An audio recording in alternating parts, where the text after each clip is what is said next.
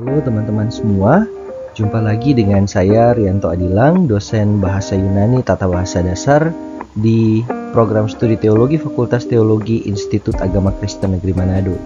Nah teman-teman, seperti biasa kali ini kita pun akan mengupdate pengetahuan dan pemahaman kita sehubungan dengan Bahasa Yunani Tata Bahasa Dasar. Nah untuk teman-teman mahasiswa semester 1 di Program Studi Teologi, kita akan melanjutkan pembahasan kita sehubungan dengan topik bahasa Yunani, dan kali ini kita sudah ada di pembahasan kita pada materi yang kedua. Setelah teman-teman menghafalkan abjad bahasa Yunani, sudah hafal alfa, beta, gamma, dan seterusnya, maka kita akan melanjutkan materi kita dengan yang namanya vokal atau huruf hidup. Nah teman-teman, seperti huruf Latin, di bahasa Yunani kita juga punya yang namanya huruf hidup dan huruf mati. Jadi huruf hidup dan huruf konsonan, ya. Jadi huruf vokal dan huruf konsonan. Nah, teman-teman, dalam bahasa Yunani kita punya 7 huruf vokal, kita punya 7 huruf hidup, yaitu alfa, iota, epsilon, eta, omikron, upsilon, dan omega. 2 di antaranya, yaitu eta dan omega, adalah huruf hidup panjang, dan 2 di antaranya, yaitu epsilon dan omikron, biasanya pendek. Alfa, iota, dan upsilon bisa saja pendek dan bisa saja panjang, dan tidak ada tanda khusus yang membedakan antara bentuk panjang dan pendeknya. Selanjutnya, setelah ada yang namanya huruf vokal, ada yang namanya huruf hidup, ada juga vokal rangkap. Apa ini vokal rangkap? Vokal rangkap adalah 2 huruf hidup yang bunyinya tergabung menjadi satu. Ketika ada 2 huruf hidup yang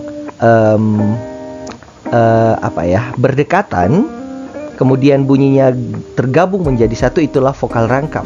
Nah, dalam bahasa Yunani sendiri ada 8 vokal rangkap yang akan kita temui. Yang pertama adalah ketika huruf alfa ketemu dengan iota, dia akan dibaca ai seperti pada kata air. Kemudian epsilon ketemu dengan iota, dia akan dibaca ei. Dan selanjutnya ada omikron yang ketemu dengan iota akan dibaca oi. Nah, ini yang unik teman-teman. Ketika omikron ketemu dengan upsilon, dia tidak dibaca ou, tapi dibaca u. Dan inilah cara kita membentuk huruf U dalam bahasa Yunani. Karena huruf upsilon itu tidak dibaca U, tapi U. Sehingga inilah satu-satunya cara untuk membentuk huruf U dalam bahasa Yunani, yaitu dengan menggabungkan huruf omikron dan upsilon. Selanjutnya, ketika huruf epsilon ketemu dengan upsilon, maka dia akan dibaca EU. Sedangkan ketika eta yang ketemu dengan upsilon, dia akan dibaca eu.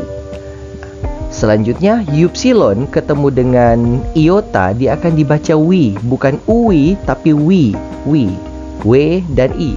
Kemudian alfa yang ketemu dengan upsilon akan dibaca au. Itulah vokal rangkap kita untuk bahasa Yunani. Selanjutnya teman-teman, ada yang namanya tanda hembus atau tanda bernafas.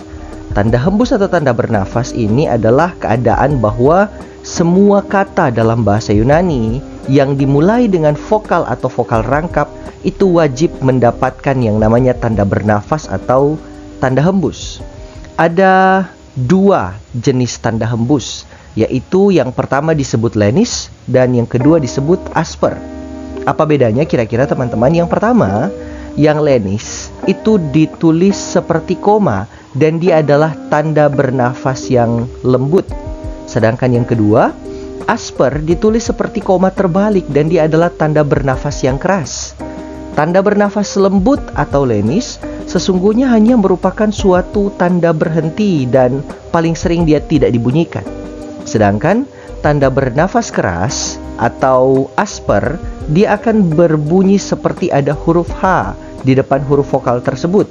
Jadi contoh di situ, ketika huruf omikron diberi tanda hembus lenis, maka dia tidak akan berefek apa-apa.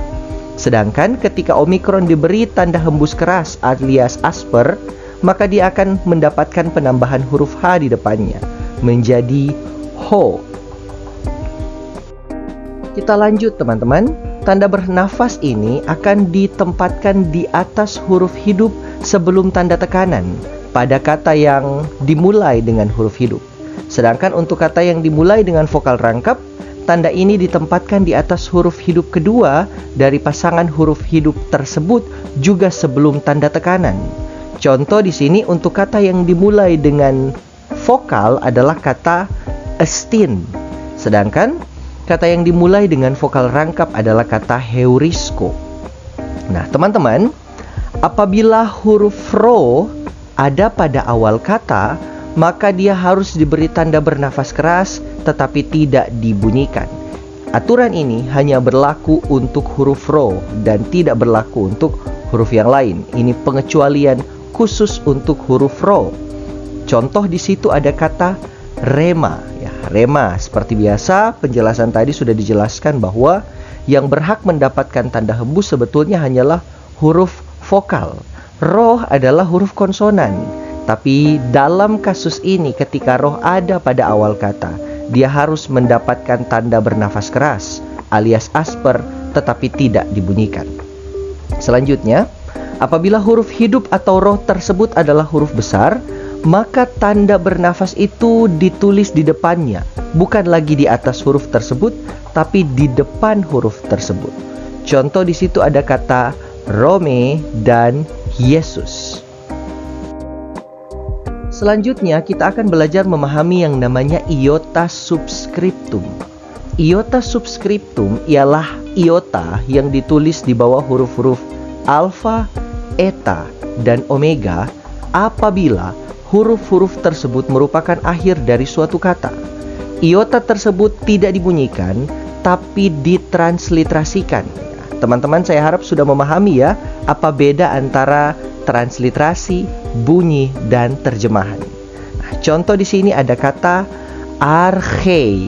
Archei ada bunyi i di ujung karena ada iota subscriptum di bawah eta.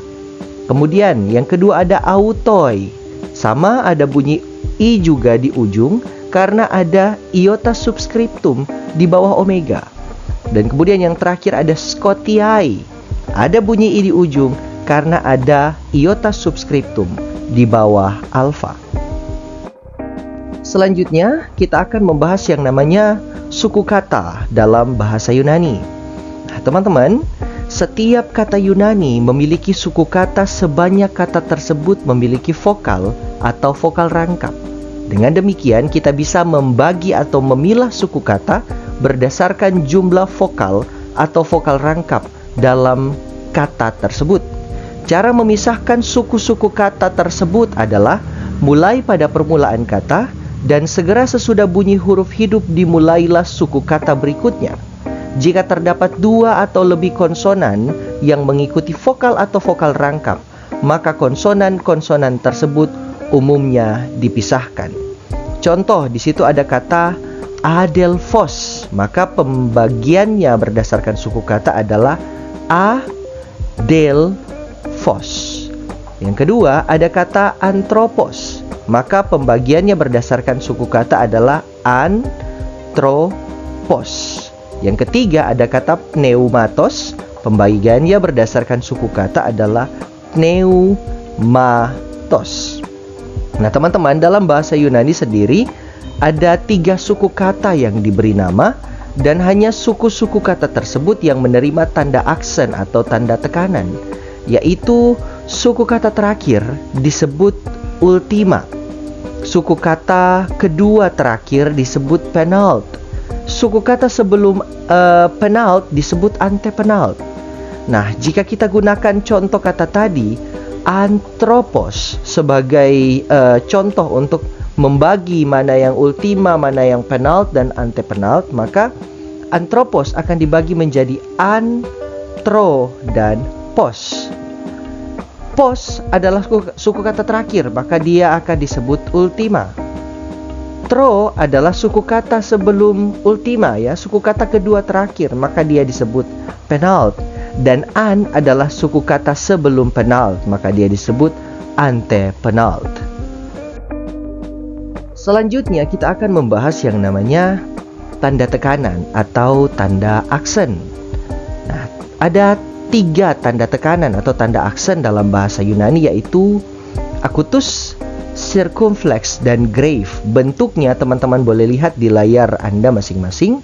Nah, dalam bahasa Yunani teman-teman semua, tanda aksen sebetulnya mau menjelaskan atau memberi indikasi suatu nada atau pola nada yang ada naik turunnya begitu.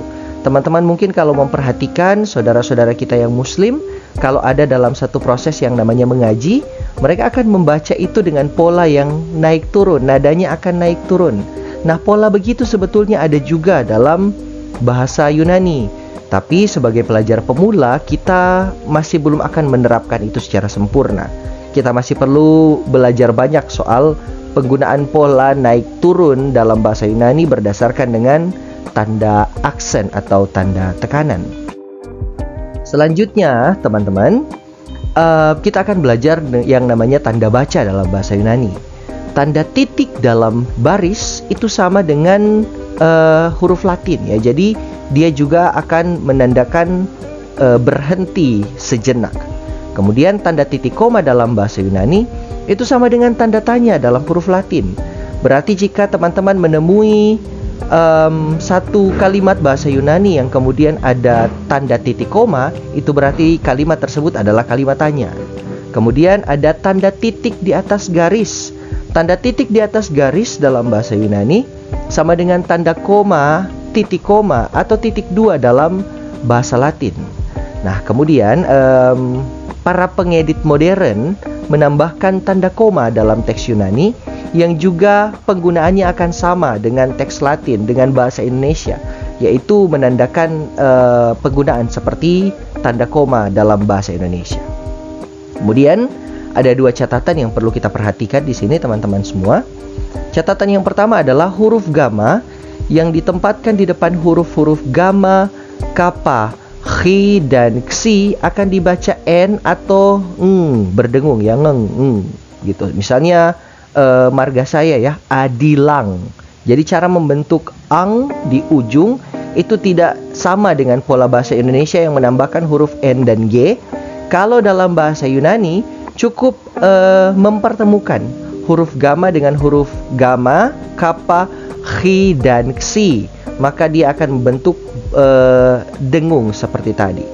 Misalnya contoh di situ ada kata yang sudah ditulis di sini ya, teman-teman semua boleh lihat.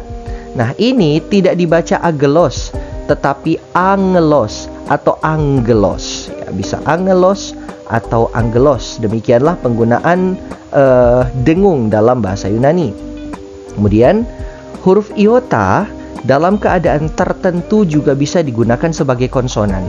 Sebagaimana yang kita ketahui, iota adalah huruf vokal, tapi dalam keadaan tertentu dia bisa berfungsi sebagai konsonan. Misalnya, sebagai huruf pertama untuk nama orang atau nama tempat, dan lafalnya tidak lagi i tapi menjadi y. Contoh di situ ada kata Yesus.